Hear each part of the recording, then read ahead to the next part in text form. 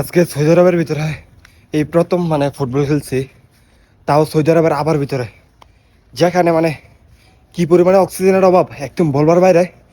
মানে আমি কিছুক্ষণ খেলছি, অক্সিজেনের কারণে আমার বুক ব্যথা হয়ে গেছে।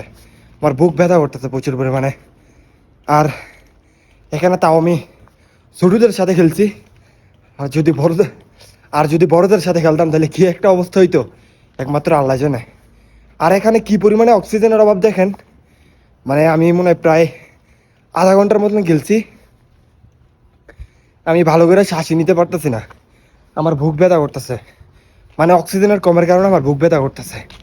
এখন কি আর করবো, আমি আর মানে খেলতে পারতেছি না, আমার বুক মানে প্রচুর ব্যথা করতেছে। এর জন্য রুমে চলে যেতেছি। ওরা আবার যাদের সাথে খেলছি ওরা আবার আমার বলে দিচ্ছে যে আমি কালকে আবার খেলতে যাই। মানে কি বলবো, মানে আবার শহরের ভিতরে কি পরিমাণে অক্সিজেনের অভাব, মানে আমার বুক ব্যথা করতেছে। এখন খেলার শেষে আমি রুমে যেতেছি, দেখেন মানে পাহাড় বেয়ে যেতে হইতেছে, মানে পাহাড় বাইয়া আমার রুমে যেতে হইতেছে। এখানে তো আরও কষ্টকর বিষয়, কারণ ওইখানে এমনিতেই মানে দৌড়ায় মানে আমার অবস্থা টাইট হয়ে গেছে। লাস্ট পর্যায়ে মানে আমি আর পারতাছি না দেখে আমি গোলকিপার ভিতরে ঢুকে গেছি। তারপরও আমি শ্বাস নিতে পারতেছি না ভালো করে, আমার বুক ব্যথা হয়ে গেছে।